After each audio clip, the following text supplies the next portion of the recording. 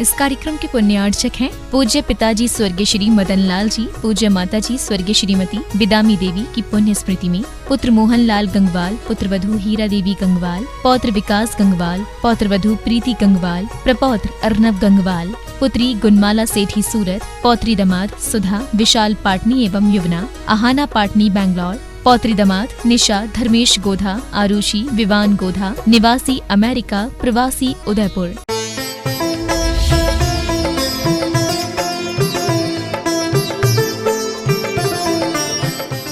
मेरी नजरों में तो वह मिट्टी ही थी, मिट्टी। जो पर द्रव्य है वह सब मिट्टी की भांति है। पर द्रव्येषु लोष्टवत्, यह सब मिट्टी की भांति है, पत्थर की भांति है।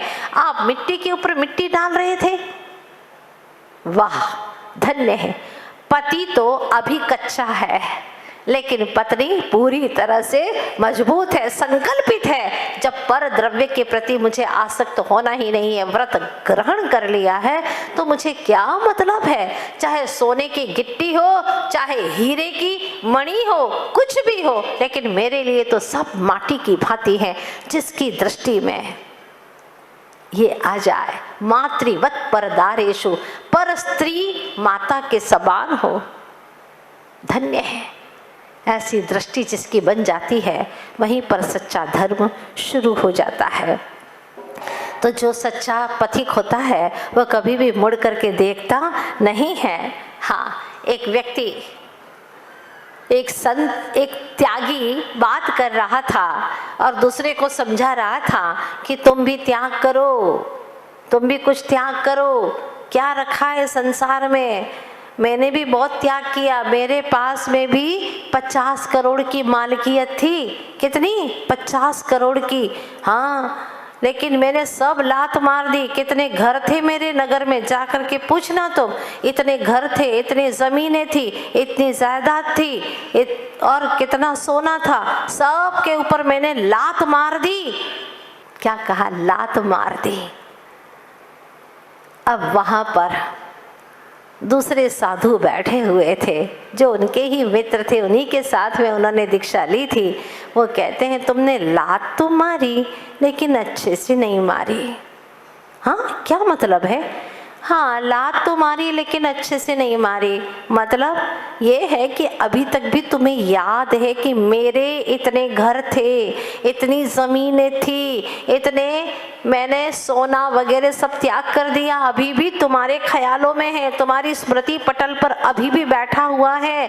लात तो मारी लेकिन अच्छे से नहीं मारी। लात मारो तो ऐसी मारो कि अपनी स्मृति में भी खत्म हो जाए कि मेरा ये था। अरे, पूर्व की पर्यायों को छोड़ करके आ गए, सब भूल गए ना। है किसी को याद कि तुम्हारी पूर्व पर्यायों में कौन था? कोई रिश्ता, कोई नाता, कुछ भी मालूम नहीं है। तो ये भी तुम्हें सब कुछ छोड़ना है, क्योंकि तुम्हारा है ही नहीं।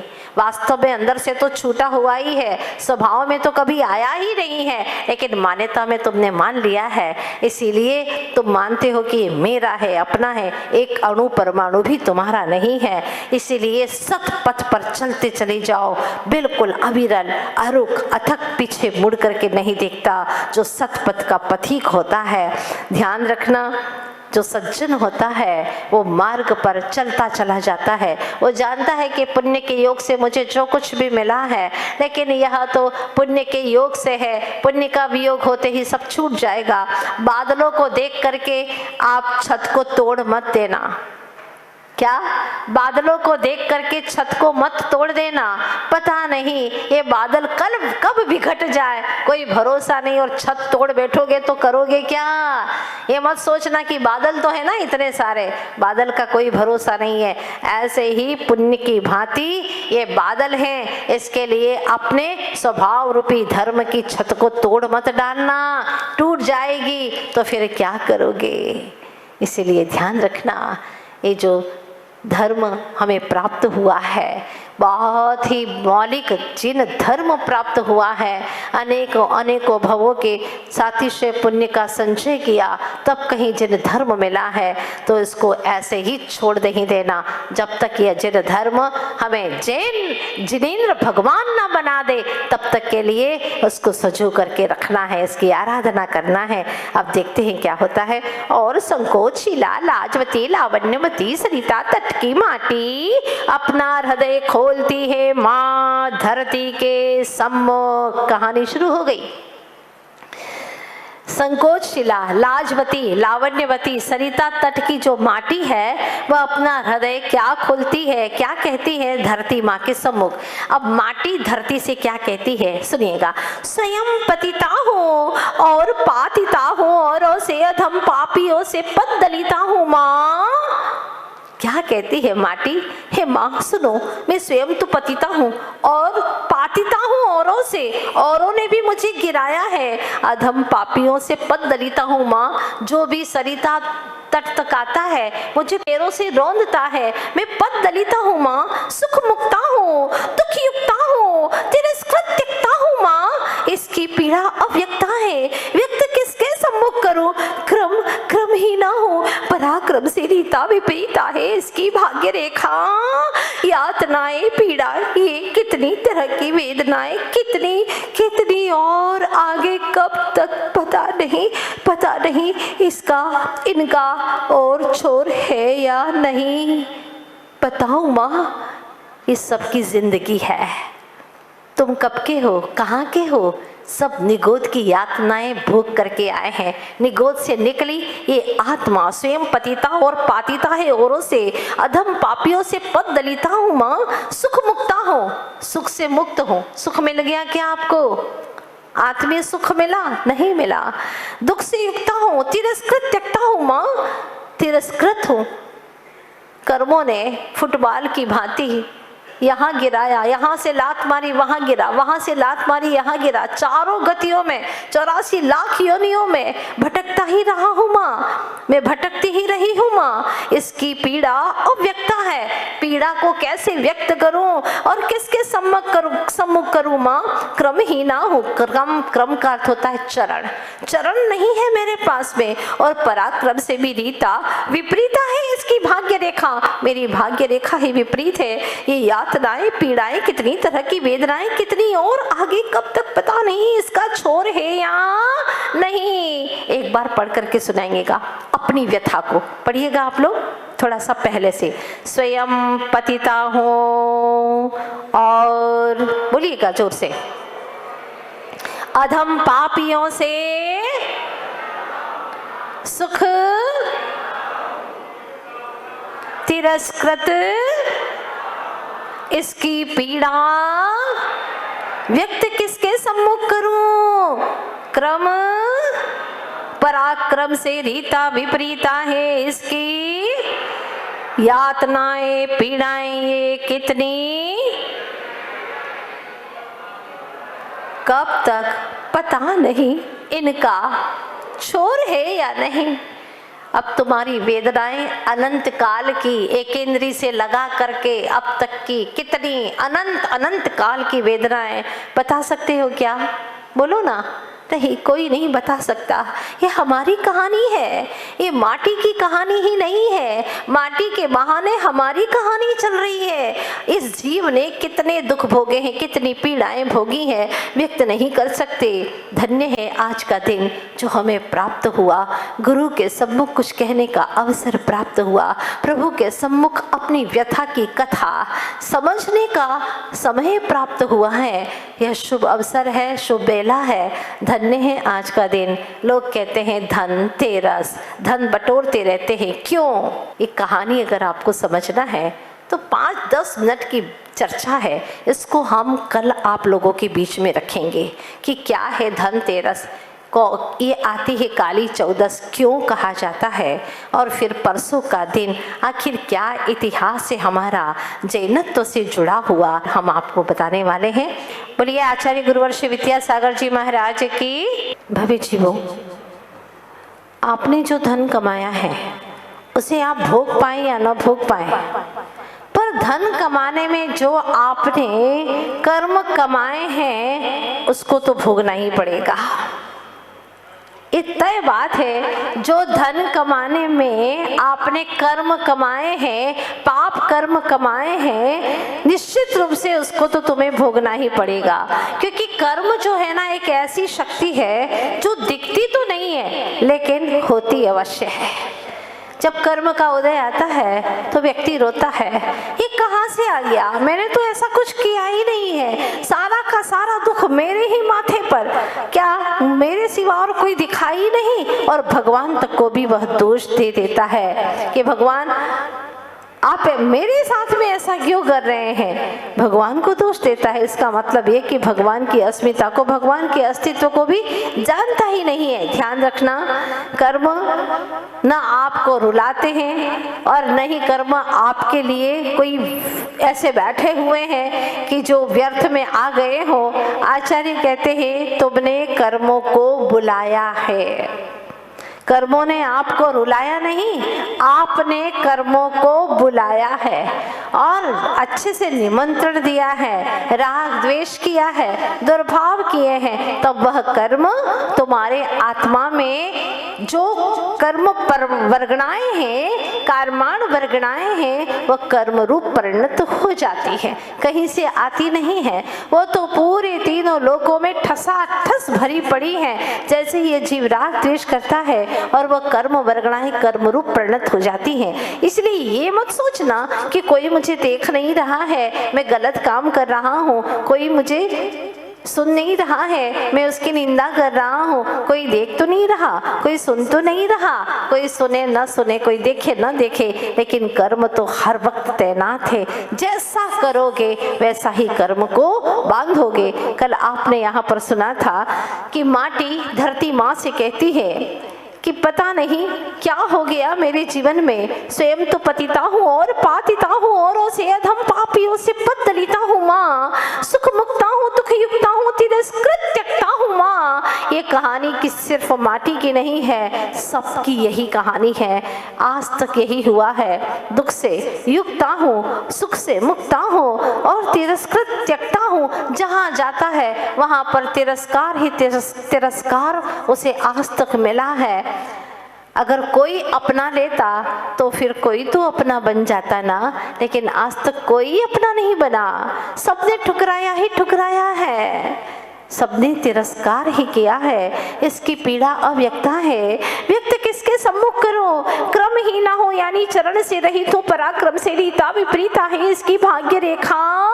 हे माँ धरती, यातनाएं पीड़ाएं, ये कितनी तरह की वेदनाएं, कितनी और आगे कब तक पता नहीं इसका छोर है या नहीं। हे माँ धरती, बताओ ना मेरे दुखों का अंत होगा या नहीं होगा, कोई और छोर है या नहीं। कहो माँ, श्वास श्वास पर नासिका बंद कर आर्त घुली घूंट बस पीती ही आ रही हो, और इस घटना से दूसरे दुखित न हो तो मुख पर घूंघट लाती हो, घुटन छुपाती छुपाती घूंट पीती ही जा रही हो, केवल कहने को जीती ही आ रही हो, कहने को जी रही हो।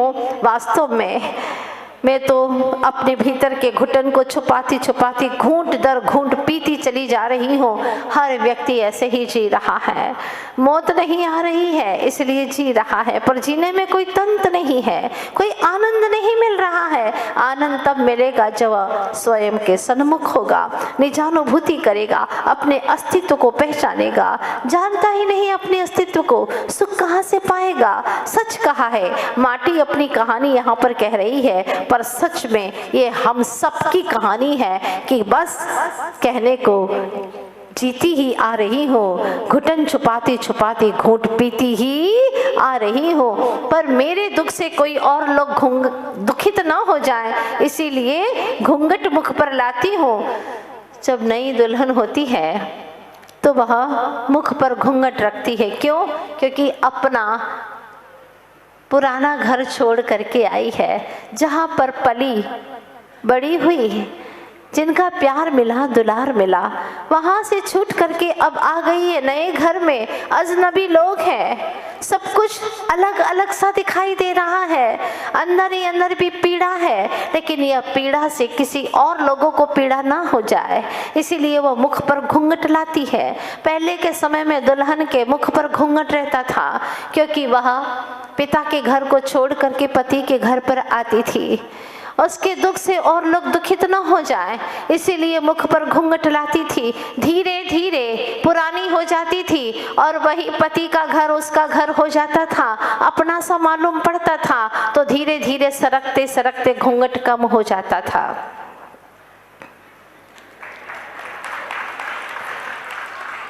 लेकिन आज की युवतियों को घूंघट की कोई आवश्यकता ही नहीं है, क्योंकि पिता के घर में रहती हैं और पहले से ही देख लेती हैं और खुशी खुशी पति के घर पर चली जाती हैं। दुख है ही नहीं तो घूंघट की जरूरत ही क्या है। पहले की दुल्हन पहले दुखी रहती थी, पिता के घर को छोड़ के जाती थी, फिर सुखमय जीवन व्यतीत करती थी। लेकिन आज की दुल्हनें, युवतियां सुखी सुखी घर जाती हैं और जाने के बाद में स्वयं भी दुख पाती हैं और पूरे परिवार को दुखी कर देती हैं। रणांगण का वह ऐसा संग्राम सा स्थान बन जाता है, कुछ प्रेम नहीं, कोई आत्मीयता नहीं, बहुत मुश्किल हो गया है। क्योंकि अनुभवी माता पिता का जो चुनाव होता था, पहले के समय में कभी सुना नहीं कि तलाक हो जाया करते थे, नहीं होते थे, क्योंकि अनुभवी माता पिता समझ करके अच्छे से अपनी बेटी को उस घर पहुंचाते थे। लेकिन अब बेटी अपने आप को बहुत ही होशियार समझने लगती है, और जो होशियार समझता है, अपने आप को सियार जैसा चतुर चालाक समझता है, वो बड़ी ही दुख पाती है और जिंदगी भर दुख पाती है, लेकिन कहने के योग्य नहीं रहती, क्योंकि कहे तो किससे कहे। पहले अगर जीवन में दुख भी होता तो माता पिता से कहती, परिवार के रिश्तेदारों से कहती कि देखो मेरे लिए ऐसा ऐसा दुख है, सारे परिवार रिश्ते नाते मिल करके उसका मुकाबला करते। और ऐसा कोई रेयर केस हुआ करता था, कोई एकाध किसी के जीवन में ऐसा, हमने तो सुना नहीं कि पहले कभी किसी की तलाक हुई हो, कभी नहीं हुआ करती थी। लेकिन जब से लड़कियों को इतना घमंड आ गया, मान कषाय आ गई कि हम पढ़े लिखे हैं, हम साक्षर हैं, हम सब कुछ अपना जीवन देख सकते हैं, देखना शुरू किया, आए दिन तलाक हो रही है, दुख में जीवन व्यतीत कर रही है, अधेड़ उम्र कब बीत जाती है पता ही नहीं चलता। फलतः जैन समाज पिछड़ती चली जा रही है। हमारे यहाँ की जनसंख्या दिनों दिन बहुत कम होती जा रही है। इसका कारण अगर मूल में खोजे तो लड़कियां जितनी जितनी पढ़ती चली जा रही हैं, उतनी उतनी हमारे समाज की संख्या कम होती जा रही है। पढ़ना बुरा नहीं है, आपके जीवन में पढ़ाई हो, लेकिन पढ़ाई के साथ साथ में संस्कार विहीन शिक्षा अवनति की ओर ले जाती है, और संस्कार सहित जो शिक्षा होती है वह आज समाज को उन्नति की ओर ले जाती है, विकसित करती है। आज यही स्थिति दिखाई दे रही है। इसीलिए हमारे आचार्य गुरुवर श्री विद्यासागर जी महाराज, मूक माटी के सजेता, वो शिक्षा के साथ में संस्कारों को घोल कर देने की बात करते हैं। और हजारों हजारों बालिकाएं आज प्रतिभा स्थली से निपुण होकर के, शिक्षित होकर के, संस्कारित होकर के जा रही है। माँ पिता को गौरव होता है कि मेरी बेटी प्रतिभा स्थली में पड़ी है, संस्कारित है।